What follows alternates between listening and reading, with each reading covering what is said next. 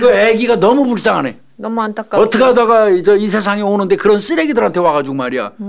이 나쁜 놈의 새끼들 말이야. 지들도 5일간 거기 처박혀서 굶어보라지. 그러니까요. 애엄마가 야 우리 내 딸 죽었을지도 몰라 이렇게 얘기를 했대요. 부랴부랴 가본 거예요. 빨리 너 비밀번호 빨리 불어 이렇게 해가지고 가가지고 집 비밀번호? 예, 집, 예. 그래서 가서 발견이 된 거예요. 박스 속에 들어있는 손녀를. 예. 야 이것들이 인간이야?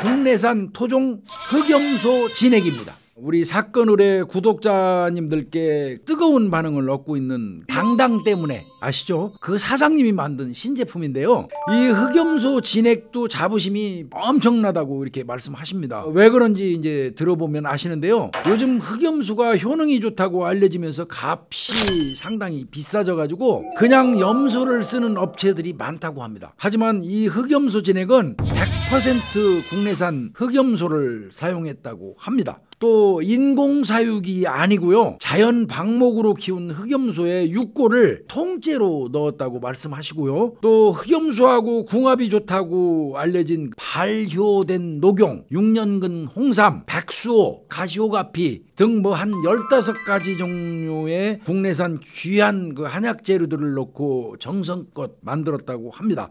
여성들한테 좋다는 이야기를 듣고 딸하고 지금 아내한테 줘서 시식 중에 있습니다.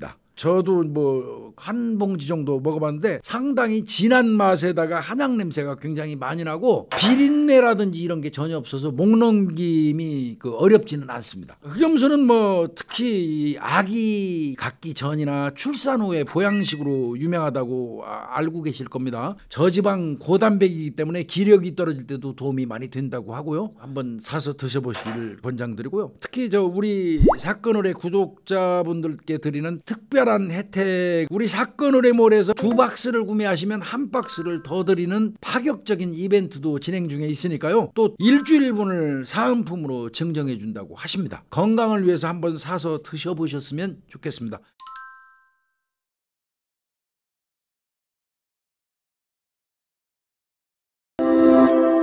이번 주는 우리 홍 박사님 나오셨으니까 뭐 다들 뭐 할지 알 것 같고 철부지 부모죠. 네, 그렇죠. 그 애가 죽었어요. 응? 이게 참 이 사람들한테 어떤 처벌을 해야 될지, 이들의 만행은 도대체 어떤 건지 한번 가보자고요. 비극적인 참 얘기더라고요. 얘기를 들어보니까. 예. 저는 이거 준비하면서 교수님 너무 속이 막 깝깝해가지고 가슴이 답답하더라고요. 이거 보면. 가볼게요. 가보시죠. 예. 네, 얼마 안 됐어요. 그렇게 얼마 안 됐네. 2019년 예. 6월 2일이었어요. 그러면 지금 뭐 한 3, 4년 전. 예. 요날 이 철부지 어린 부부의 만행이 드러나게 된 날이거든요. 6월 2일. 저녁 7시 한 40분경이었어요. 19시 40분. 예. 인천시 부평구 소재 이제 한 주택에서 생후 약 7개월 가량의 7개월. 요만하겠다. 요만. 예. 여자아이가 사망한 채로 발견이 돼요. 이 사망한 아이가 이제 발견된 그 모습도 너무 이제 끔찍했는데 그 집 안에서요. 종이 박스 거기 안에 담겨가지고 부패한 상태로 아이고. 발견이 돼요. 누가 발견했어요? 외할머니요. 아이의 외할머니. 예. 교수님 근데 이게 그나마 외할머니라도 이 아이를 이때 발견을 할 수 있었던 게요. 다른 게 아니고 이 아이 엄마의 친구, 이게 이 외할머니 입장에선 딸 친구죠. 딸 친구가 애엄마가 야 우리 내 딸 죽었을지도 몰라 이렇게 얘기를 했대요. 그 소식을 들은 친구가 깜짝 놀라가지고 할머니한테 연락해줬구나. 예. 그래서 할머니가 부랴부랴 가본 거예요. 빨리 너 비밀번호 빨리 불어 이렇게 해가지고 가가지고 집 비밀번호? 예. 문 잠겨 있었거든요. 그래서 가서 발견이 된 거예요. 박스 속에 들어있는 손녀를. 예. 아유. 참. 이게 뭐요 도대체? 그러면 이 사망한 아이의 부모를 먼저 그러니까 보자고요. 도대체 이 철부지들은 뭐예요 이거? 네, 어떤 사람이냐 이제 보면은 이 아이의 부모는 2017년 9월부터 사귀었대요. 근데 당시에 둘 다 미성년자였어요. 참 어린 것들이. 네, 그래서 사실은 이 사건 1심 선고가 12월 19일, 2019년 12월 19일이었는데 요때 여전히 아이 엄마는 미성년자였어요. 저 19세 미만? 예. 18세. 18세. 예. 아이고. 그러면 걔는 19살 넘은 거네, 아빠는? 아빠만 19살 넘은 거야. 그러니까 이렇게 됐고요. 이제 2017년 9월부터 사귀다가 이 아이 아빠가 요때는 둘 다 미성년자죠. 아이 아빠가 2018년 1월에요. 한 달간 또 사고를 쳐갖고 소년원에 들어갔었대요. 문제야구만. 그러는 사이에 아이 엄마가 이제 다른 남자를 만났다가 아이고. 이 애 아빠가 이제 소년원에서 이제 출소하니까 다시 사귄 거예요. 그렇게 해가지고 만나다가 5월이에요. 2018년 5월경에 임신 사실을 알게 돼요. 임신 4개월 차였대요. 이때가. 그러니까 요 잠깐 중간에 그러면 뭐야? 다른 남자 만나다가 또 얘를 또 다시 만나서 누구 애야? 그걸 모르는 상태인 거예요. 그래서 사실은 요때 그런 얘기가 있었대요. 이 지금 임신된 잉태된 애가 지금 현재 아이 아빠냐? 애냐 뭐 이런 의심도 있었지만 어쨌든 그냥 애 엄마랑 애 아빠랑 같이 우리가 키우자. 낳아서 잘 키우자. 이렇게 이제 논의가 돼가지고 동거를 시작했다는 거예요. 이때부터. 운 좋으면 내 아이고 운 없으면 남의 아이고 그런데도 그냥 용인하고 이제 키우기로 한 거네. 예. 그렇게 결정했으면 잘 키우면 되는데. 그래서 이제 2018년 11월 초경에 아이를 출산을 하고 이제 이 두 사람 부부의 아이로 출생 신고를 했어요. 근데 이제 이때 나이가 둘 다 미성년자잖아요. 그러니까 처음에는 이 아이 엄마 친정집, 친정 부모 집에서 같이 살았어요. 한 집에 살았구나. 예. 그러다가 2019년 3월 4일에 분가를 했대요. 아까 현재 집으로 아이의 사체 발견된. 근데 요때부터 이제 애 아빠가 뭐 족발집 이런 데서 일하면서 생활비를 벌고 애 엄마가 혼자 아이를 양육하고 뭐 이제 이런 형태였다고 해요. 살면 될 텐데. 그러면 됐잖아요. 그리고 또 요때 뭐를 했냐면 친정집에서 분가했잖아요. 분가하면서 원래 친정 부모가 이 애 엄마 친정 부모가 키우던 강아지요. 말티즈 한 마리를 같이 데리고 와서 키웠어요. 애하고 같이 키우면 안 좋은데 이거. 그러게 말이에요. 근데 여기에 또 그치지 않고 이러고 데리고 온 2주 후에 애견샵에서 또 강아지 한 마리를 추가로 구입을 해요. 근데 대형견이에요. 시베리안 허스키. 아니 애가 있는데 그런 대형견을 데려다 기르면 조그만 애완견도 기르면 안 돼. 애랑 할 때. 아이고. 그러니까 원래 키우던 엄마 아빠가 키우던 말티즈 하나, 그다음에 시베리안 허스키 생후 2개월 된. 얘 금방 크는데. 예, 이 허스키 한 마리를 구입을 했고 애랑 같이 이제 이렇게 키우면서 사는 거예요. 아유. 이제 문제는 이렇게 분가를 하고 나서부터 이제 이 애 아빠가 외박을 자주 했다고 해요. 그 버릇 또 이게 사고뭉치구나 이 새끼. 그리고 이제 또 이제 어리다 보니까 다른 여자들도 이렇게 막 만나고 이렇게 이제 생활을 했고 애 엄마는 애 엄마대로 그러니까 이 애 아빠가 다른 여자 만난 것 같으니까 의심하고 집착하고 여기에 이제 문제는 왜 나 혼자 애를 봐야 돼? 너는 이렇게 밖에 나가갖고 딴 여자들이랑 놀러 다니면서 왜 나만 이렇게 집구석에 콕 처박혀갖고 애를 보고 살아야 되냐고 이런 불평불만이 많았대요. 그래서 이제 이 애를 키우는 문제로 다툼이 굉장히 심했다라는 거예요. 그래서 이제 분가한 지 2달 만인 2019년 5월 이제 한 초경에 이르러서 이 갈등이 거의 이제 맥스에 다다른 거예요. 완전히 심화가 돼가지고 이 애 아빠가요. 애 엄마는 없이 애랑 딱 둘이 있는 상황이 생길 수 있잖아요. 애 엄마가 나가면. 일부러면 아마 애 아빠한테 맡겨놓고 나갔을 거예요. 네, 이제 자기 혼자 막 왜 이렇게 해야 돼 이러면서 그러면은 본인이 애를 키워야 될 거 아니에요. 케어를 해야 될 거 아니에요. 돌봐야지. 근데 이 애 아빠는 애만 놔두고 혼자 나가요. 허허씨. 심지어는 외박도 하고요. 아니.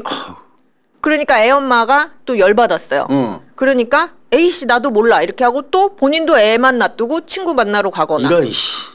막 이제 이런 상황이 생긴 거예요. 정말 그래서 여기 철부지라고 했구만.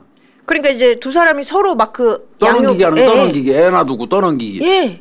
이제 이렇게 된 거예요. 참나. 이게 이제 그 사건 나기 전 밑 배경이고요. 애 아빠의 부모님. 그러니까 할아버지 할머니, 친할아버지 친할머니가 2019년 5월 16일이었어요. 아마 요때부터 이날부터 아이를 봐준 것 같아요. 이 친조부모가. 그러다가 이제 그 밤 12시에서 넘어가는 새벽 1시, 그러니까 17일 오전 새벽 1시경에 기다리다 안 오니까 왜 안 오냐 이제 아들이 안 와야 오니까 되는데. 맞아요. 그래가지고 유모차에 태우고 그 집 앞에서 이제 기다리고 있었어요. 자기 아들 오기를. 예. 근데 그러니까 이제 애 아빠가 안 나타나고서 전화가 뛸 일이 와요. 그러면서 나 지금 집 근처에 있으니까 일단 그 애 유모차에 태워놨지. 그러면 그거 놔두고 가 엄마랑 아빠는. 내가 이제 금방 가. 내가 가서 내가 케어할게.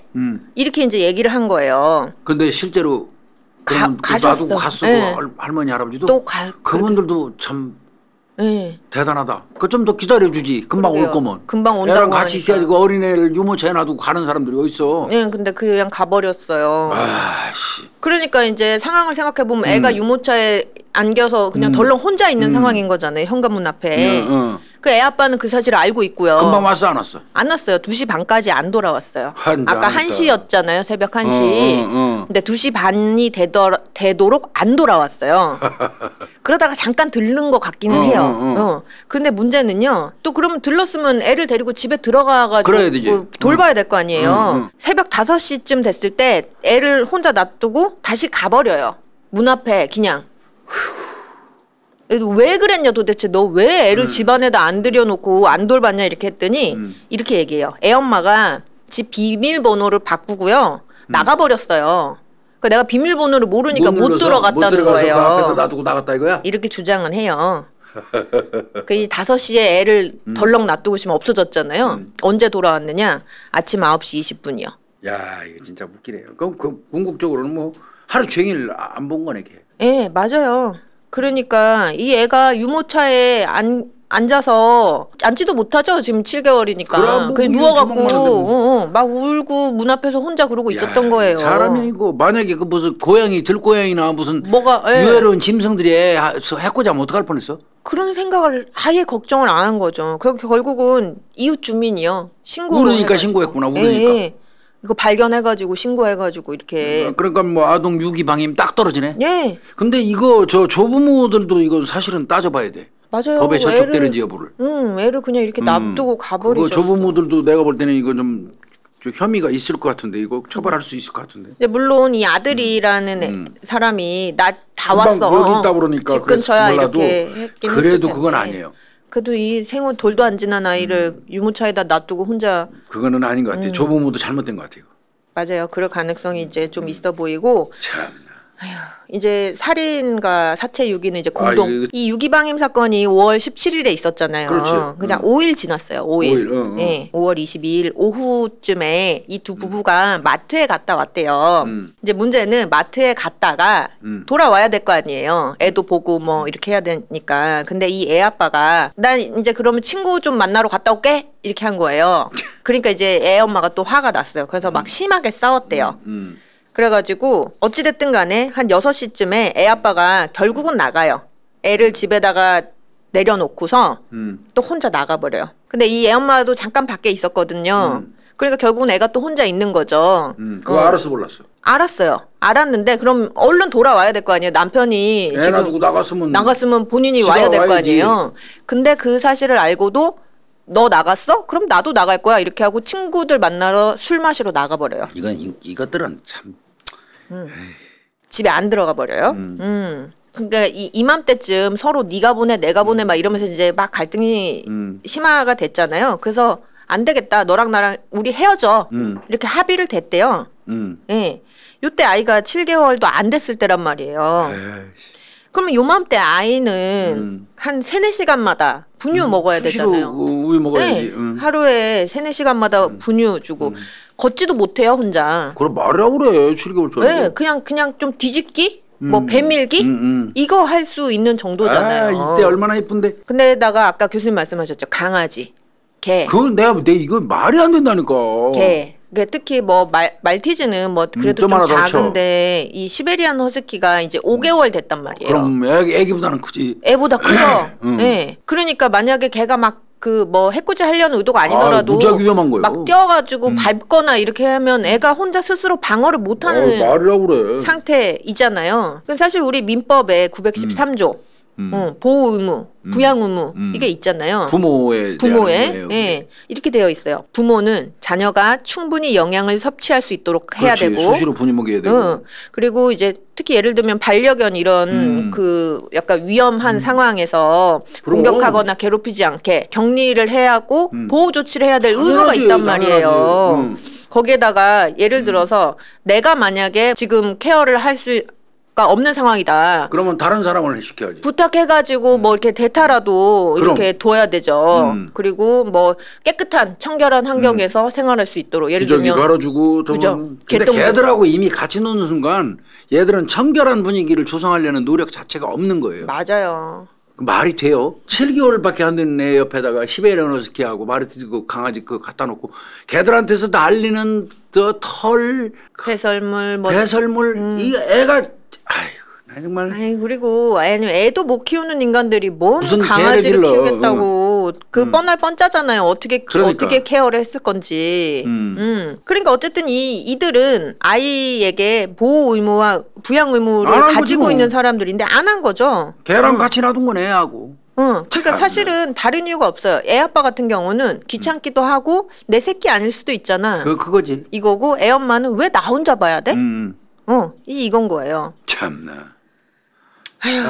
그래서 실제로요 교수님 이렇게 내버려 두니까 개들이 집안에서 여기저기 똥 싸겠지. 똥 싸고 그거 똥을 또 밟아갖고 새끼잖아요. 밟아서 막 방을 돌아다니고 그 다음에 쓰레기를 자주자주 내버리지 않고 100리터 봉투를 귀찮거든. 큰 거 하나 갖다 놓고 거기다 계속 집어던진 거지. 그럼 이제 그거를 막 물어 뜯어갖고 아우 완전히 쓰레기를 막 방 안에다가 놔두고 쓰레기 아니더라도 다른 물건들을 막 헤집어 놓고 아주 더럽고만 그냥 분위기가.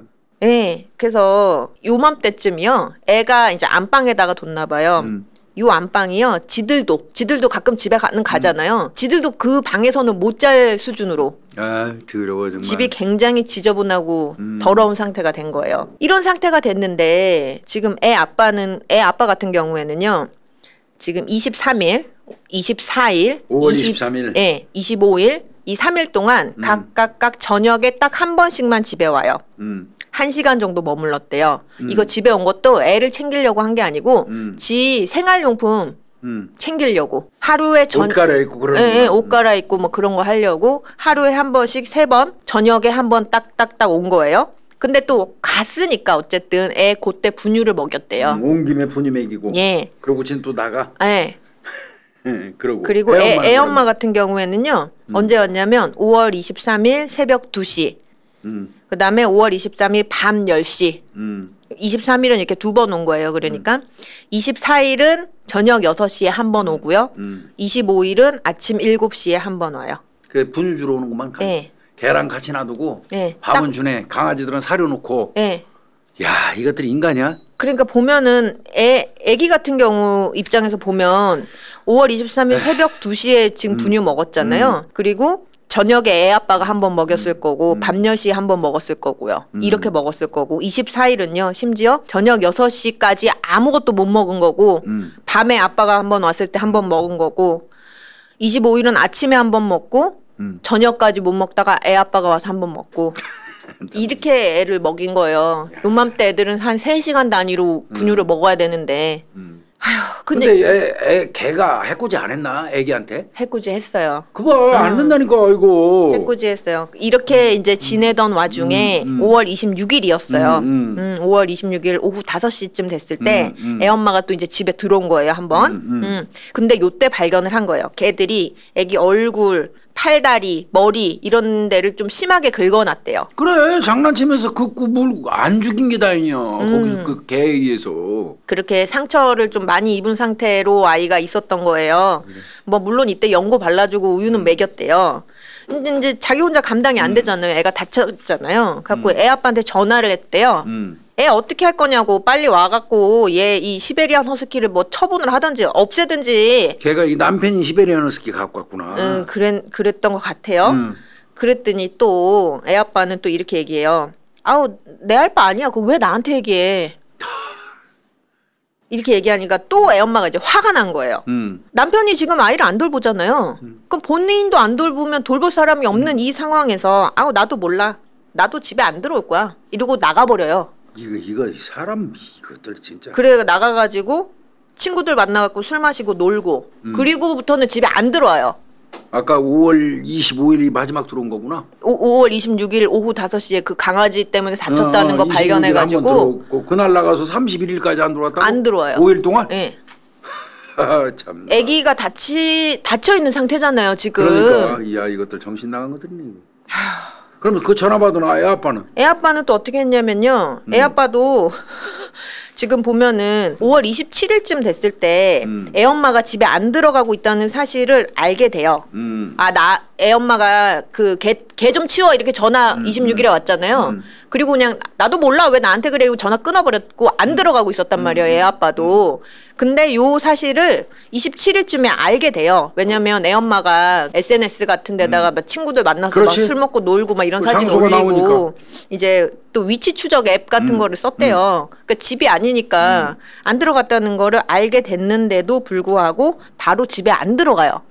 언제 들어가느냐? 5월 27일 밤 9시 반쯤 아이고 집에 들어가요. 그런데 교수님 애 밥 주러? 아니에요. 간 이유도요. 집에 냉장고가 있을 거 아니에요. 그렇지. 가정집이니까. 근데 그 생활비가 없어서 그 냉장고 팔아가지고 그거 생활비로 쓰려고. 근데 이제 그런 무슨 그 중고 마켓 이런 데 올리려면 내놓으려고 그랬구나. 사진 찍고 이렇게 올려야 되잖아요. 아이고. 그거 하려고. 그래서요. 아무리 철이 없어도 이렇게 집에 가가지고 뭐 했냐 하고 봤더니 냉장고 사진 찍고요. 팔려고. 이거 올려야 되니까. 그리고 중고마트에. 지는 배가 고프다고 토마토를 썰어 쳐 드시고 시베리안 허스키를 이제 아내가 화장실에다 가다 놨구나. 가다 놨어요. 이제 그거 풀어주고 그 애랑 다시 만나잖아요. 그럼 걔가 진짜 그 떨어뜨려 놓고 어때 좋지도 않아. 그냥 그러고 나와요. 그래도 애 엄마가 그 시베리안 허스키는 화장실에 따로 분리해 놨구나. 네. 근데 이제 그걸 다시 아이인대로 풀어주고 간 거야? 네. 이거 정신 나간 놈이네 이놈. 지는 배고프다고 토마토 썰어 처먹고. 쳐먹고 개 풀어주고 그냥 나가버려요. 야 참나 이거. 이게 진짜 정신이 없어도 이렇게 없을 수가 있냐고요. 이제 그러다가요. 5월 27일 밤 9시 잠깐 반에 들른 거잖아요. 애 엄마는 여전히 계속 안 들어오고 있고요. 31일 날 들어왔다며. 예. 그러고 이제 둘 다 나가 있는 이 상황에서 5월 29일에서 이제 30일로 넘어간 그 새벽 사이에요. 애 엄마가 애 아빠한테 문자를 보내요. 이제 내가 5월 26일부터 지금 한 3일 동안 집에 안 들어갔어. 애 죽었을 수도 있어. 그러니까 네가 좀 집에 좀 가봐라. 인간이야. 이 문자 내용을 보면 이래요. 애 엄마가요. 5월 29일 오후 4시 반쯤에 애 아빠한테 이렇게 문자 보내요. 땡땡이가 죽었나 살았나 때문에 내가 물어보는 건데 언제 집에 들어갔는지 말해. 이렇게 문자를 보내요. 그러니까 애 아빠라는 놈. 애 아빠라는 놈은 이게 이제 4시 반에 보냈잖아요. 밤 9시 40분이 됐을 때 나도 몰라. 요새 안 갔어. 이렇게 문자를 보내요. 그랬더니 밤 10시경에 이 애 엄마가 죽었겠네. 이것들이 인간이야. 이렇게 문자를 이렇게 서로 주고 받아요. 사람이냐고 이것들이. 아휴, 그러니 애 아빠가 어쨌든 이렇게 받았잖아요, 이 문자를. 이걸 받고도 5월 31일 오후 4시까지 집에 안 들어가요. 그러니까 오후 4시 돼가지고 집에 들어간 거예요. 31일. 왜 요때 안 들어갔냐. 이렇게 했더니 왜 엄마가 아까 비밀번호 바꾼 거 안 알려줘가지고요. 이게 근데 실제로 비밀번호를 바꾼 건 맞아요. 왜 바꿨냐고 했더니 이 애 아빠가 애 엄마 저금통을 손댔나 봐요. 그래서 화가 나가지고 애 엄마가 집에 못 들어오게 비번을 바꿨대요. 그럼 애는 어떡하라고? 그러니까요. 근데 아까 5월 27일에 잠깐 그 냉장고 사진 찍는다고 들어갔잖아요. 그때는 전화로 알려준 거예요. 야, 비번 바뀐 거 뭐야? 이렇게 했더니 뭐뭐뭐뭐야 이렇게 하니까 이제 전화하면서 누른 거예요.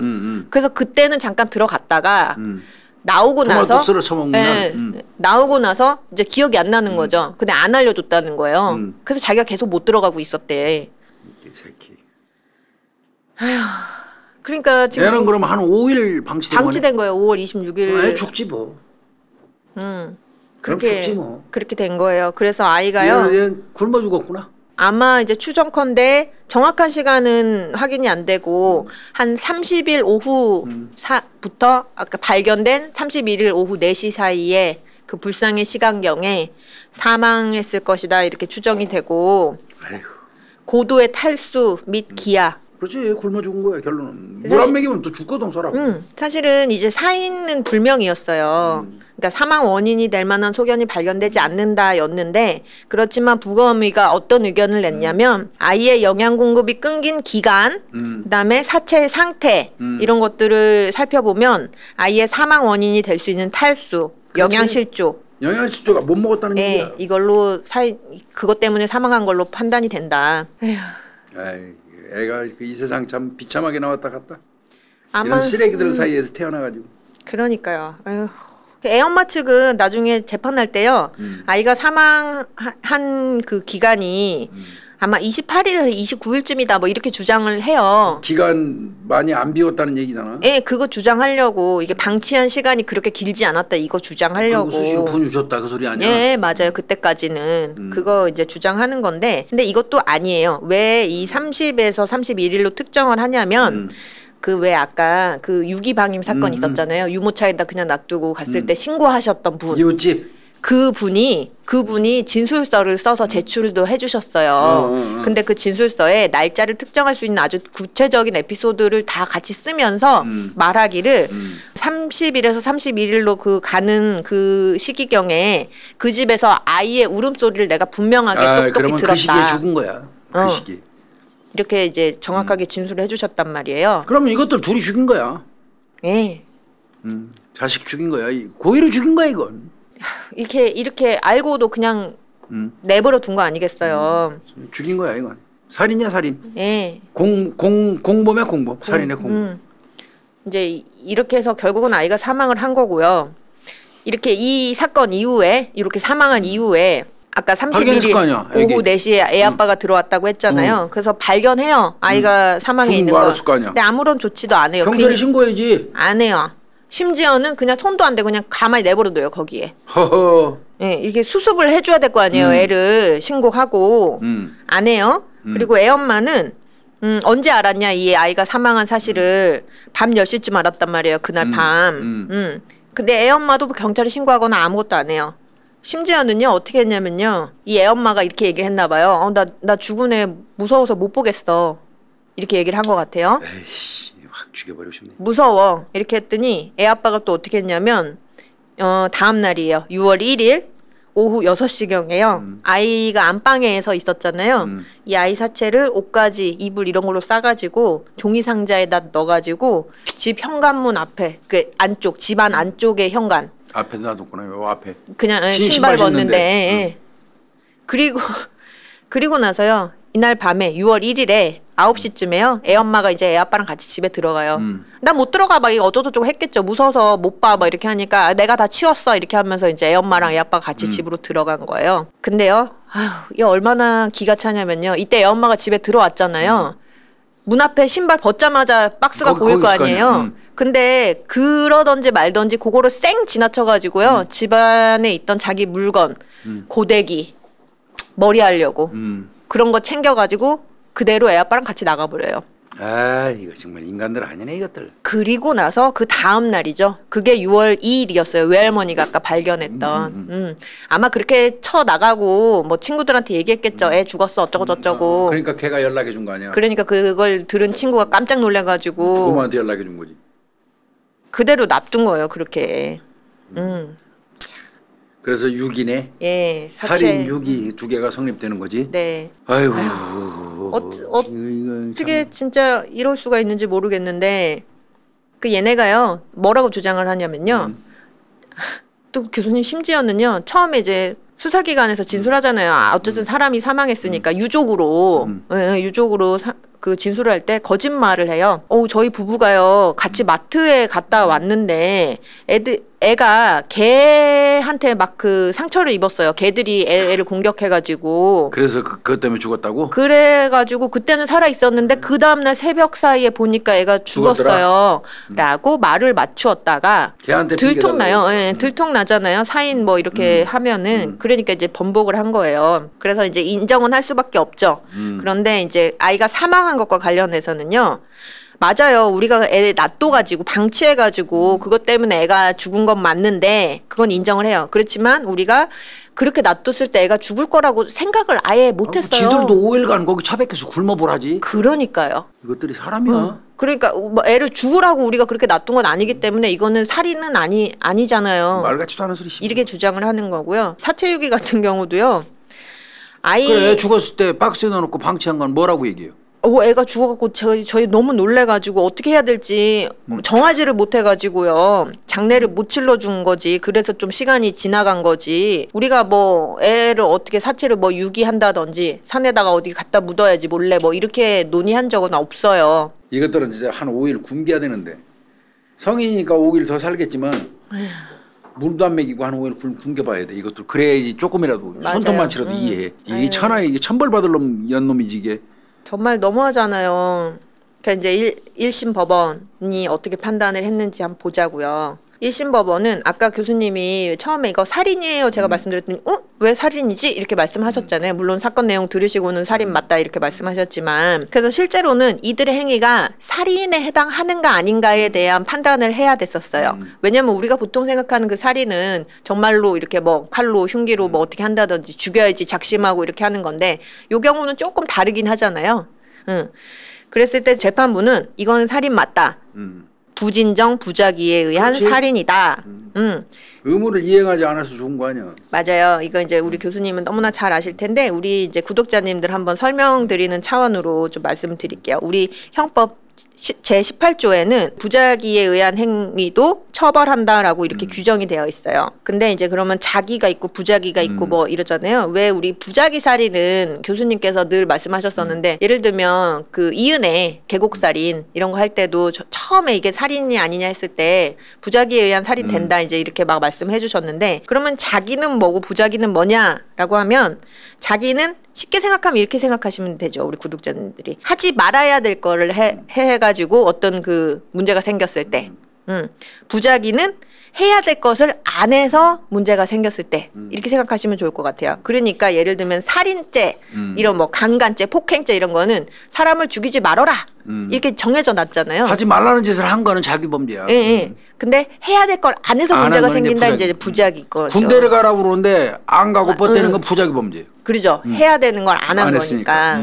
근데 또 이 부작위가 진정 부작위가 있고 부진정 부작위가 있는데 이게 진정 부작위는 우리 거동범이라고 해요. 맞아. 명령규범을 위반해요. 그러니까 예를 들면 대표적으로 퇴거불응죄 같은 게 있는 거예요. 나가라 이렇게 하면 이제 나가야 되는데 안 나가잖아요. 그래서 안 나가는 그 행위 자체로 처벌이 가능한 그거를 이제 진정 부작위라 그러고 요 사건처럼 부진정 부작위는 결과범인데 그 행위와 결과 사이에 인과관계가 있어야 돼요. 그러니까 예를 들면은 아이 부모가 밥을 안 줬어. 밥을 줘야 될 거 아니에요. 부모니까. 의무가 있잖아요. 그런데 그거를 안 해서 그 결과적으로 아이가 죽었다. 뭐 예를 들면은 아이가 물에 빠졌다. 이렇게 하면은 부모니까 구조 의무가 있단 말이에요. 안 구해서 죽었으니까 부진정 부작위. 이렇게 할 수 있다라는 거죠. 그래서 1심 법원은 이 사건이 부작위 살인에 해당한다 이렇게 판단을 한 거예요. 지금 보면은 이래요. 부진정 부작위로 인한 이 법익 침해가 범죄 실행 행위이다라고 평가를 하려고 그러면 몇 가지 요건이 필요하다고 이제 이야기를 해요. 바꿔 얘기하면 이건 자기에 의한 법익 침해와 동등한 형법적 가치가 있어야 된다. 그러니까 죽이려고 확 죽인 것처럼 비슷해야 된다. 그 이 얘기예요. 그럼 보면은 보호법익의 주체. 그러니까 이 사건에서는 아이죠. 아이. 주체가 그 법익에 대한 침해 위협. 그러니까 예를 들면 이 사건에서는 생명에 대한 위협, 아이의 생명에 대한 위협에 대처할 보호 능력이 없고 없잖아요. 요즘 7개월 된 아기니까. 부작위를 행한 행위자. 이 사건에서는 부모죠. 안 돌봐줬으니까.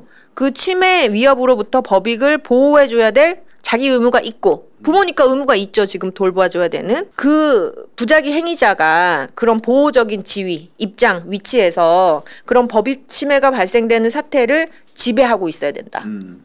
예를 들면 이 사건은 이 아이가 지금 생명을 유지할 거냐 말 거냐는 건 부모밖에 없잖아. 부모밖에 없잖아요. 그러니까 그런 지위를 갖고 있는 게 부모니까. 그렇죠. 그리고 아이의 생사여탈권은 부모가 마진 가지고 있으니까. 맞아요. 이 상황에서. 그리고 자기 의무를 행했을 때 결과를 쉽게 그 예방할 수 있었다면 이게 뭐예요? 돌봐주기만 했다면 아이가 안 죽을 수 있잖아요.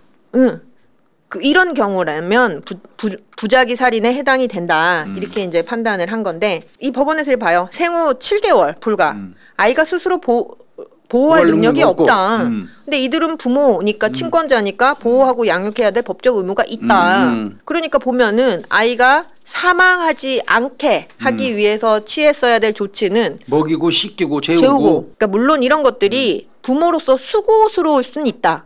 하지만 이걸 뭐 특별한 능력이 있어서 하는 건 아니다. 그렇지. 그러니까 너네가 그거를 했더라면 사망이라는 결과는 쉽게 방지할 수 있었다. 나아가서 하다못해 지들이 돌볼 수 없으면 부모든지 친구든지 지인들한테 부탁이라도 하지 그랬냐. 그러면 애는 안 죽었지. 그 실제로요, 교수님. 애 엄마 친구가 한 명이 이렇게 검찰에서 진술했었어요. 내 친구가요, 자기가 애기 안 돌본다고 저한테라도 얘기를 해줬으면 제가 가갖고 잠깐씩이라도 봐줬다. 잠깐씩이라도 봐줬을 텐데요. 아이고. 이렇게 진술을 하기도 했었거든요. 그리고 또 재판부가 아까 교수님이 말씀하신 거 이야기했어요. 이 부모들은 수사기관에서 사람이 물과 음식이 없이 3일을 버틸 수 없다라는 걸 알고 있다라고 진술했고 굶주림, 목마름 이거는 생명체에게 극심한 고통을 그럼. 안겨준다라는 건 성인인 니들도 한두 끼 정도 걸러봐서 알지 않냐. 경험적으로 하는 거지 그거는. 이거는 다 아는 상식적인 내용이다. 세상에 애기한테 참. 물 한 모금 안 준 거예요. 그러니까 3일 넘게 애가 물 한 모금 못 먹고 있었던 거예요. 죽을 수밖에 없어. 그러니까 이렇게 너네가 이렇게 방치를 한 게 살인죄 실행 행위에 해당한다. 직접 죽인 거나 똑같은 거예요. 똑같은 거다. 안 해가지고 그거 죽인 거나 직접 죽인 거나 같은 거야. 목 졸른 거나 똑같은 거야. 맞아요. 그렇게 본 거예요. 그러면 이제 그 고의의 문제가 있을 수 있잖아요. 고의가 있었느냐 없었느냐. 근데 이제 재판부는 이렇게 얘기해요. 이게 반드시 어떤 계획적인 의도나 그리고 목적이 있어야 되는 거 아니다. 그걸 요구하는 거 아니다. 그거 따질 필요 없어. 이게 뭐예요? 미필적 고의. 이렇게 얘기해요. 법익침해 결과 발생을 방지할 법적 자기 의무를 가지고 있는 사람이 그 의무를 이행함으로써 그 결과 발생을 쉽게 방지할 수 있었음을 예견하고도 결과 발생을 용인하고 방관한 채 그 의무를 이행하지 않는다라는 인식이 있다. 이 정도면 충분해. 바꿔 얘기하면 뭐냐면 심지어는 이런 예견이나 인식이 좀 불확정적인 거라도 미필적 고의를 인정할 수 있어. 그러니까 이 사건에 대입하면 뭐냐면 야 너네가 부모잖아. 그래서 보호 의무 양육 의무가 있잖아. 그래서 너네가 돌보기만 했었더라면 아이가 죽지 않을 것을 너희들이 알고 있었으면서 이거를 그냥 무시하고 생각을 안 하고 안 그러니까 돌봤잖아. 죽어도 좋아. 그냥 이런 개념으로 방치했으니까 미필적 고의한 살인. 맞아요. 몰라. 죽든지 말든지. 그러니까 그 미필적 고의예요. 맞아요. 그래갖고 이 법원이 이 정도면은 고의를 인정하기에 충분하다. 그럼 이제 살인죄는 확실하게 인정됐고. 확실하게 인정됐고 이제 사체유기요. 사체유기는 이제 그럼 도대체 사체유기는 보호법익이 뭐냐라고 했을 때 98년 대법원 선고가 있는데 사망자에 대한 사회적 풍속인 종교적 감정 또는 종교적 평온을 보호법익으로 한다. 이렇게 이제 해놨어요. 그러니까 사체에 대해서 조치를 할 의무가 있는 자가 사체를 그냥 방치하거나 혹은 그 의무가 없는 자가 그 이제 사체가 사망한 장소에서 그 장소를 이탈시키면서 어떤 그 사회적인 풍습에 의뢰하지 않고 그냥 방치하면 본인과 남에 대한 거 두 가지를 명기했네. 네. 본인 같은 경우는 본인이 자기한테 해당되는 가족 네네. 같은 사람들은 이제 사망자에 대해서 사회적 풍속인 이런 거를 이제 해가지고 함부로 한 거. 남도 그런 의무가 있다는 거지. 남의 시신 옮기고 뭐 할 때는. 맞아요.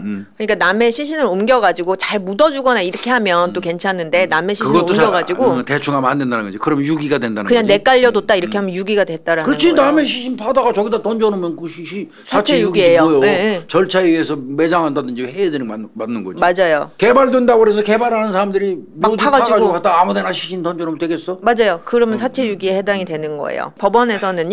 이 사건 같은 경우는 그래 너네가 이 아이를 야산에다가 몰래 파묻기 위해서 박스에 넣어놓고 대기하고 있었다. 네. 그 사이에 걸렸다. 네. 그렇게 이제 봤는데 몰라 그거 아니더라도 만약에 그 문제를 빼놓고 보더라도 지금 어쨌든 5월 31일에 애가 사망했다는 걸 애 아빠가 먼저 알고 그다음에 애 엄마가 저녁에 알게 됐잖아요. 그 6월 1일까지 있었잖아. 근데 그냥 내버려 뒀잖아 너네. 그 자체가 사체 유기 되는 거야. 네. 그거 자체가 사체유기야. 신고만 했었어도 몰라지. 맞아요. 그래서 이제 외할머니가 찾아갈 때까지 이거를 그러니까. 그냥 내버려두고 혹은 알리기라도 해야지 그러면 가족들이랑. 부모한테 알렸었으면 지금 애가 이렇게 있는데 내일 정도에 엄마 아빠 이거 애 매장이라도 해야 되겠어요. 그랬다면 달라. 맞아요. 근데 그것도 없었고요. 얘네가 뭐라고 이제 그 핑계를 대냐면 이 5월 31일이 금요일이었대요.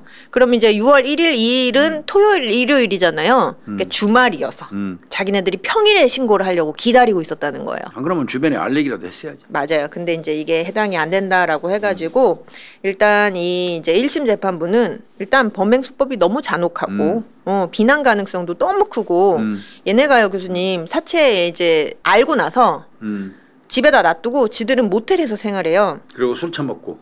심지어는요 교수님 아이 장례를 이제 조부모님들이 이제 치러줘요. 외갓집이랑 그 친갓집에서 장례식을 치러주는데 여기도 술 처먹고 늦잠 자가지고 안 와요. 그리고 또 죄책감이나 진지한 반성도 없는 것 같다 이렇게 이제 얘기를 했는데 왜 그러냐면요 포렌식을 해보니까요 이 애 아빠 같은 경우에는 그 사체 박스에다가 이렇게 옮겨 담고요 그 직후에요 바로 직후에 야동 웹툰 그런 거 접속했어요? 예, 접속했어요. 약이 없는 새끼네 이거. 아휴 진짜 징그럽다 이것들 인생. 물론 아까 왜 교수님 잠깐 말씀하셨잖아요. 조부모님들도 왜 이러지라고 말씀해 주셨는데 실제로 조금 그런 가정 환경이 원만하지는 않았던 것 같아요. 그래서 재판부도 이렇게 얘기를 해요. 인생을 책임지기도 어린 나이에 가정을 일구었다는 것 자체가 좀 벅찰 수 있다. 그리고 그들 역시 부모로부터 따뜻한 보살핌을 못 받았을 걸로 보이는 사정도 발견된다. 그러거나 말거나 좌우간 자기들이 만나가지고 애 낳고 기른 건 오롯이 너네의 선택이다. 그럼에도 불구하고 서로 밉다고 화난다고 쌈박질한다고 애를 희생양 삼아가지고 빙봉하고 힘없고 연약하고 아무런 죄가 없는 아이한테 그런 원망을 돌려고 말았으므로 중형 선고가 불가피하다 이렇게 해가지고 굉장히 중형을 빵 때려버려요. 야, 근데 애 엄마는 지금 저 소년범이 아니잖아 18세면. 예 미성년자죠. 그러면 저 부정기형 줬겠네. 부정기형 줬어요. 근데 얼마 줬어 걔는? 근데 원래 부정기형이 맥스가 10년이잖아요. 최장 10년인데 특강법 적용하면 더블 할 수 있지. 예, 그래서 20년까지 가능하잖아. 요때 15년. 플러스에서 5년도 가능해서 25년까지는 가능하거든. 맥시멈은. 맞아요. 이 애엄마 같은 경우는 단기 7년, 장기 15년 때렸고요. 애아빠는 20년. 징역 20년. 그럼 성인이니까 그 새끼. 네, 이렇게 굉장히 좀 세게 때린 거긴 해요. 1심에서. 1심에서. 2심에서는 어떻게 됐어요, 이거? 근데 이제 2심에 들어가면서요. 새로운 이슈가 생겨요. 뭐냐면 애엄마가 미성년에서 이제 성년이 된 거예요. 이제 그렇지. 근데 일단 1년이 지났으니까. 네. 근데 일단 그때는 선고시로 따지니까 이제 봐야지. 맞아요. 이 사건은 검찰이 항소를 안 했어요. 1심에서 강하게 이제 선고를 했기 때문에 피고인 측에서만 항소를 했단 말이에요. 애엄마 같은 경우에는 사실오인과 양형부당을 이유로 애아빠는 양형부당을 이유로 이제 이것들이 항소했구나. 항소했는데 애엄마는 내가 애 죽을 줄 몰랐다. 알같이도 하는 소리야. 근데 나한테 살인죄를 이제 선고했다. 그러니까 잘못 선고한 거다. 이제 요런. 그러니까 미필적 고의 아니라는 거지? 아니라고. 근데 이제 2심 재판부도 이건 인정을 안 해요. 헛소리 하지 마 이거였는데. 그리고 애아빠 같은 경우는 양형부당 20년 너무 과도해요 이거잖아요. 근데 이제 뭐라고 판단을 했냐면 아니 1심에서 얘기했던 것처럼 너는 중형 받아야 돼. 근데 다만 유리한 사유도 있긴 있었지? 라고 얘기하는 게 일단 우리가 흔히 생각하는 그런 살인 적극적인 자기 막 때리거나 조르거나 안 했다 이거지. 그리고 그 전에도 평소에도 뭐 그렇게 학대하거나 그러지는 않았었고 자기 자식 그렇지. 심정적으로 네 자식이 아니라고 생각하면서도 걔를 학대하지는 않았잖아. 그런 부분은 좀 참작이 되겠지. 참작을 해줬고 그래도 안 돼. 남이라도 이렇게 하면 안 돼. 이렇게 했는데 여기에 이제 플러스 가장 중요하게 작용을 했던 건 일단 애엄마랑 공범이잖아요. 그럼 애엄마랑 형량의 어떤 그 균형이 맞아야 될 거예요. 이거지? 근데 이제 문제는 애엄마의 형량일 거 아니겠어요. 애엄마가 아까 이제 미성년에서 성년으로 바뀌었잖아요. 지금 보면은 그 선고시라고 교수님 말씀해 주잖아요. 이 선고시에 얘가 이제 성년이 됐단 말이에요. 그러니까 이제 2심 법원은 부정기형 안 되고 파기하고 그렇지, 이제 정기형 해야 될 거 아니겠어요. 근데 이제 여기서 문제가 생기는 거예요. 불이익 변경 금지의 원칙 교수님은 아실 거 아니에요. 이 원칙이 이제 어떻게 해석할 수 있느냐 이게 관건이었던 거예요. 이 불이익 변경 금지의 원칙은 뭐냐면 이제 피고인이 상소한 혹은 피고인을 위해서 상소가 개시됐을 때 그러니까 이 사건 같은 경우는 검사가 항소 안 했잖아요. 이게 검사가 해줬어야 되거든 이거. 검사가 항소를 안 하고 피고인이 스스로 나 이거 너무 많아요 형량이 이렇게 해가지고 신청을 했어. 나 10년 받았는데 나 10년 너무 세요. 그러고 피고인이 하고 검사는 안 했어. 예. 그러면 2심할 때 피고인이 1심에서 받은 10년보다 더 이상은 못 주게 돼 있어요. 그게 불이익 변경 금지의 원칙이에요. 맞아요. 이거란 말이에요. 왜 그럼 도대체 이런 원칙을 해놨느냐. 만약에 이런 원칙이 없으면 내가 만약에 불복해서 신청했는데 더 심하게 더 센 형을 받으면 어떡하지? 라고 하면서 포기해버리면 이제 이런 그 침해된다. 그런 권리가. 그래서 이제 만들어 놓은 건데 이제 문제는 애엄마가 부정기형이잖아요. 그러니까. 단기 7년에 장기 15년이란 말이에요. 이걸 뭘 기준으로 할 거냔 말이에요. 요 문제가 있었어요. 근데 이제 대법원에서요. 이렇게 판단을 한 게 있었어요. 2006년에 부정기형과 정기형 사이에 그 경중을 가리는 경우에는 부정기형 중 최단기형과 정기형을 비교하여야 한다. 최단기형 그러니까 이제 7년이잖아요. 요거를 이제 정기 줄 때 이걸 비교하는 거지. 예. 그래가지고 이 사건은 이제 이 불이익 변경 금지 원칙이 적용이 돼야 되는데, 그러니까 2심 재판부가 요 대법원 판례를 갖다가 끌어서 쓰면서, 그러니까 이렇게 판단을 한 거예요. 징역 7년을 초과하는 징역형을 선고할 수가 없다. 단기형 가지고. 단기형 갖다가 해야 되니까. 그래서 애엄마한테는 징역 7년을 줘요. 그렇지. 그러니까 이제 애 아빠도 형평성이 아까 좀 맞아야 된다 그랬잖아요. 그러니까 둘이 공범인데 네. 누구는 20년 주고 누구는 7년이 돼. 그래서 근데 검사는 항소를 안 했잖아. 맞아요. 그래서 애 아빠도 10년. 미치겠다 이거. 애 엄마 징역 7년, 애 아빠 10년. 이렇게 됐단 말이에요. 에이. 이게 대법원으로 올라가요.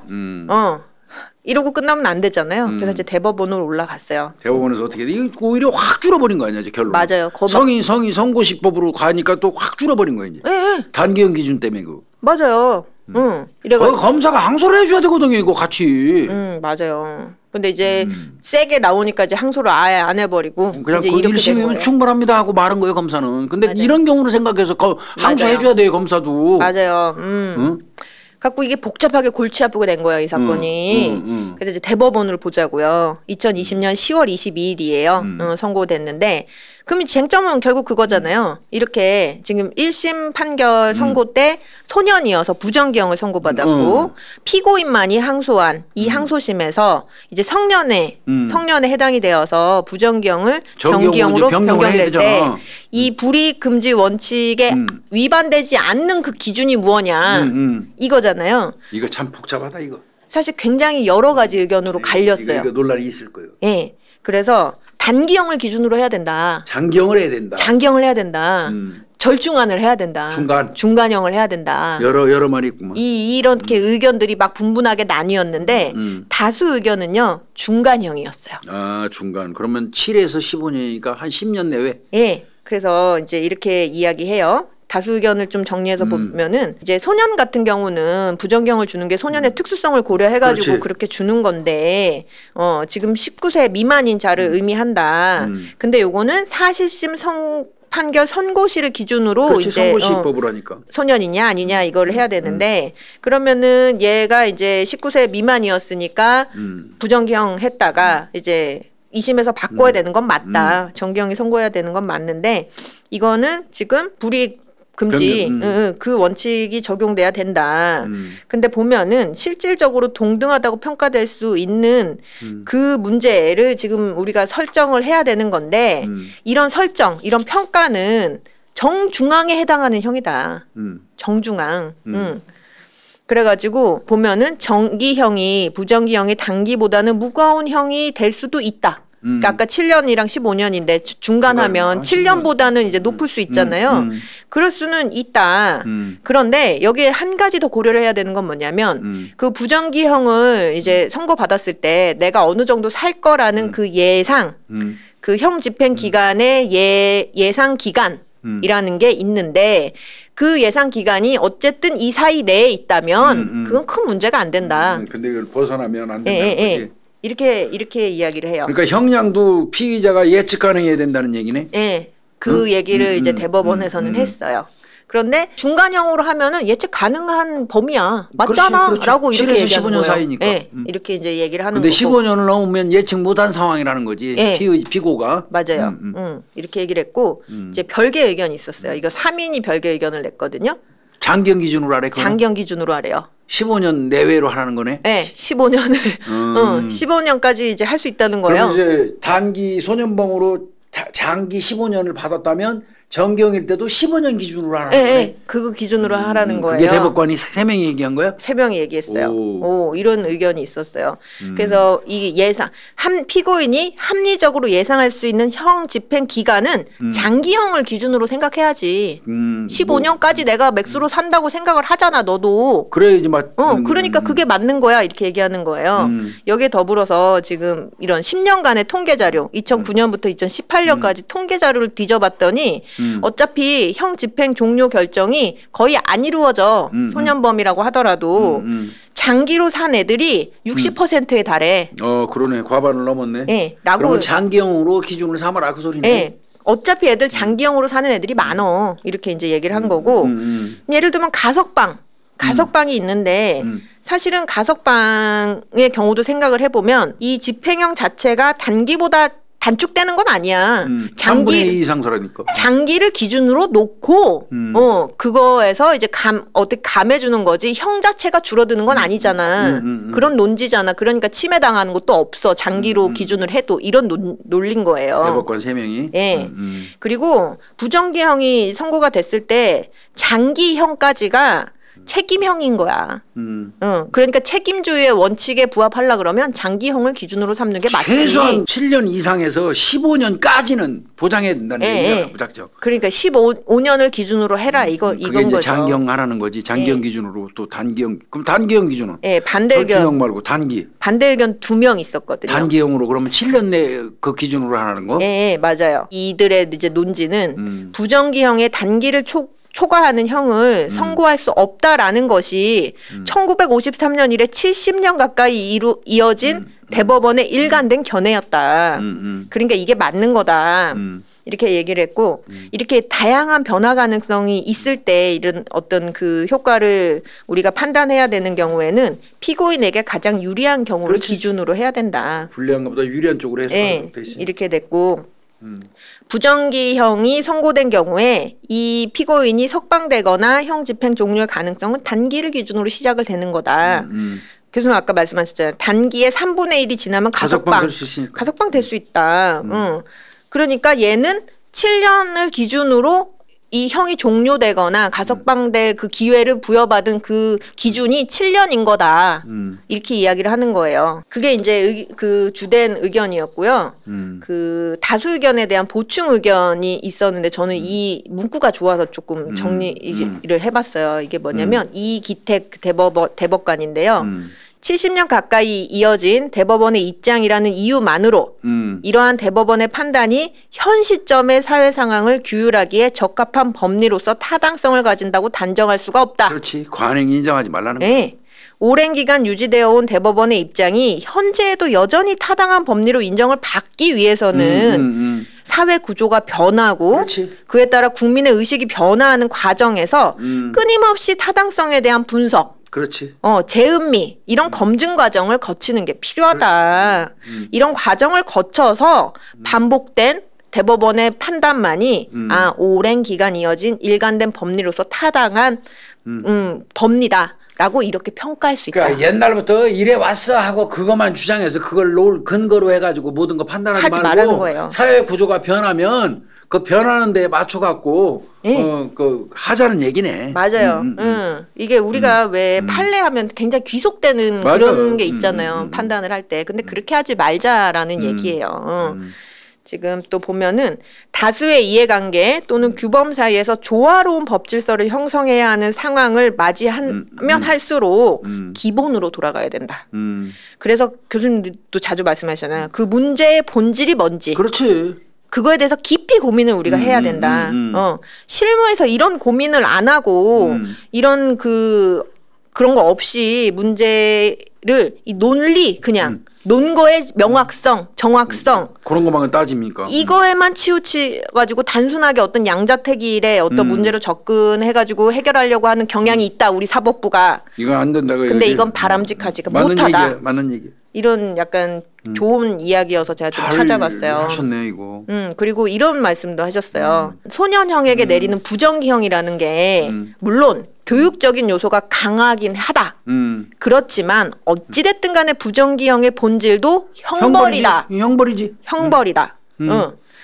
그리고 여기에 더불어서 소년의 가변성, 이게 애들은 바뀔 수 있잖아요. 그렇죠. 그 가변성에 비추어 볼 때 결국은 교육이라는 걸 해가지고 개선, 갱생이 될 거라는 이 교정의 목적은 향후에 미래에 발생되는 거다. 근데 그런 미래에 발생되는 상황까지 정확하게 판단을 해가지고 왜 판단할 때 그거를 반영하는 것은 그건 쉽지 않은 일이다. 그것까지 그렇게까지 너무 심하게 보기는 정확하지 않을 수가 있다라는 거예요. 그래서 부정기형을 선고하는 사실심 법원으로서는 이런 교정, 애니까 쟤는 교화 가능성이 있으니까 소년이니까 이런 목적에 너무 지나치게 치우쳐가지고 일단 장단기형 내릴 때도 사실심 법원 너네 잘 들어. 이 폭을 너무 크게 하지 마. 그렇지. 너무 이게 간격이 크면 진짜 애매해져요. 7년에서 15년 거의 2배. 맞아요. 지금 보면은 이 사건도 맞아요. 7년, 단기는 7년인데 장기는 15년이요. 그러니까 8년인 거예요. 맞아요. 단기형보다도 이 장기형 사이의 간격이 더 넓다. 그거 너무 넓혀놓으면 안 된다. 너무 넓혀놓으면 안 된다. 법리에 맞게 이 아이의 처벌을 이제 생각을 해봤을 때 적정한 수준으로 이렇게 판단을 해라라는 거예요. 만약에 7년에서 10년 이렇게 해놓으면 큰 놀랄거리도 없잖아. 그렇죠. 맞아요.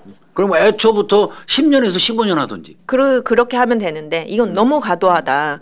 소년이라는 이유로 너무 그렇게 봐줘야 되는 거는 아니다. 맞는 얘기예요. 이런 의견을 제시를 하셨어요. 만약에 단기 10년, 장기 15년 이렇게 해놨었으면 큰 논란거리가 안 돼. 그렇죠. 예. 이런 이제 보충 의견을 냈는데 이제 좀 좋은 의견이어서 이기택 대법관. 네. 이게 이제 좀 의미가 있을 것 같아서 제가 좀 정리를 해봤고요. 그래서 이 사건으로 이제 돌아가자고요. 이 사건은 그래서 중간형, 장단기형의 중간형. 그래서 기준이 7년 아니고 11년. 징역 11년이 기준이 되어야 된다. 원래는. 근데 2심 법원은 7년을 기준으로 했으니까 잘못된 거야. 다시 판단해 해가지고 파기환송시켰어요. 얘는 싸게 받아도 11년이네. 예. 그리고 애 아빠는요. 그 모두 양측 다 상고 기각해가지고 징역 10년이 확정이 됐어요. 그러면 둘 다 10년 된 건가? 그러니까 애 엄마가 이제 다시 고등법원으로 돌아갔을 텐데 아마 추정컨대 10년. 애 아빠를 10년 때렸으면 얘도 10년 떨어질 것 같은데. 그럴 것 같죠. 네. 그래서 이렇게 정리가 된 사건이었어요. 강력 사건은요.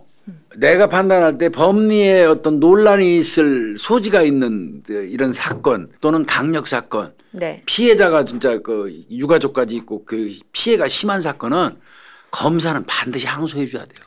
맞아요. 이런 사태가 발생해요. 이런 사태 발생해요. 검사가 항소 안 하면 이제 불이익 변경 금지 원칙이 적용돼 가지고 사실 더 줘야 될 것도 어떻게 보면 검사가 항소하면 더 줄 수 있는 사건이에요. 그렇죠. 판사가. 맞아요. 그런 것도 검사가 항소 안 해가지고 못해서 하는 경우도 있거든요. 이런 부분은 이 검사님들이 신경 좀 쓰셔야 돼요. 맞습니다. 그래서 사실 이 사건은 이 이슈만 없었더라면 얘네 지금 결국은 10년인 거예요. 10년, 11년 확정됐을 거라고요. 그러니까. 근데 이게 10년, 11년 아니고 1심에서는 20년 지금 장기 15 뭐 이렇게 나온 사건인데 그 안타깝죠. 답답하네 진짜 이거. 저 조두순이 같은 경우도 그 법률 적용 잘못하고 항소 안 하고 이런 것 때문에 결국 그 잘못한 거 많잖아요. 판사들, 검사들 반드시 같이 항소해 줘야 돼요. 맞아요. 피고가 항소하면 자동으로 해주는 게 맞아요. 네. 아이고 이거는 우리 구독자님들이 이제 오늘 고급 정보 내지는 고급 지식까지 고급 지식 본 겁니다. 이건 상당히 디테일하게 조금 아마 이제 제 법률 전공 안 하시는 우리 구독자님 들을 때 자기가 뭐고 부자기가 뭐 근데 그 설명 드렸어요. 그다음에 이제 부진정 자기 복잡한 게 좀 나왔죠. 이런 게 나왔는데 그런 거 외우려고 하시지는 말고요. 그 이후에 우리가 설명드린 그런 내용으로 이해하시면 돼요. 해야 될 의무를 안 한 거. 그러니까 사람은 법이 이렇게 돼 있잖아요. 살인을 하지 말아야 된다 하는 그 규정된 그게 있고, 그다음에 하지 않으면 안 된다는 거 있어요. 군대는 반드시 가야 된다. 안 가면 안 된다. 그렇죠. 이를테면 그러니까 해야 될 의무를 명기한 것과 하지 말아야 될 의무를 명기한 거, 요걸 가지고 이제 구분하는 거니까. 맞아요. 너무 어렵게 자기 부자기 외우고 하려고 생각하시지는 않아도 될 것 같아요. 맞아요. 그래도 오늘 좋은 거 나왔어요. 대법원에서 나온 소년범이었던 아이가 성년이 됐어요. 성년이 돼버려서 재판을 2심을 받아. 그러면 이제 그때 선고시에 이제 저촉이 되거든요. 그러면 걔는 이 성인이니까 소년범 때 형량을 줬던 거를 파기해요. 그리고 이제 정기형을 줘야 돼요. 그렇죠. 소년범은 장기 얼마 단기 얼마를 주는데 성인범이 되니까 성인범이 되면 정기형을 줘야 되거든. 징역 몇 년을 줘야 되거든. 그러니까 이제 1심 때 소년일 때 줬던 단기 7년 장기 15년을 넣는데 어떤 거에다가 단기에 맞춰서 정기형을 줄까요? 장기형을 맞춰서 줄까요? 하는 게 논란이 됐다는 얘기예요. 더더군다나 검사가 항소를 안 해버렸으니까. 맞아요. 피고인들만 가지고 이제 얘기해야 되니까. 그런 경우에 이제 중간을 선택했다는 거예요. 대법원에서. 7년하고 15년 사이니까 한 10년 내외 요 중간을 맞춰갖고 11년으로 기준을 정했다는 얘기잖아요. 맞아요. 그런 거 정도 알고 요런 거 우리 구독자님들 알아두시면 이거는 법률적인 간단한 지식도 늘어나니까 상당히 좋은 겁니다. 근데 그거 떠나서 너무 이거는 철부지라고 저는 말하고 싶지 않습니다. 물론 우리 나이에서 보면은 19살 이제 18, 19된 애들이 철부지 맞죠. 그러나 그 철부지라는 개념은요, 그냥 사회 일상에서 일어나는 철딱선이 없는 일을 얘기할 때 철부지라는 말을 쓰는 거예요. 맞아요.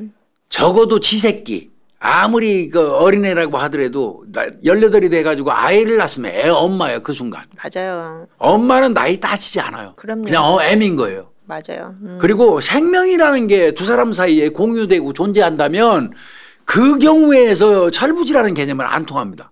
맞아요. 그건 말이 안 돼요. 철부지라고 얘기하면 안 돼요. 그걸로 용인될 수가 없는 용인될 수가 없습니다. 철부지 절대 아니에요. 이거는 명백히 범법자예요. 맞아요. 살인범이고. 살인범이죠. 살인범. 이거는 얘들은 좋은 시각으로 절대 봐줄 수 없는 아이들이에요. 그리고 어린애들이 지금 쭉 불러주시는 건데 들어보니까 삶의 태도 역시 어디 보니까 참작할 만한 없어요. 삶을 살아가는 애들이 아니에요. 아주 인생 자체를 어린애들이 더럽게 배웠어요. 맞아요. 이거 누구 책임이에요?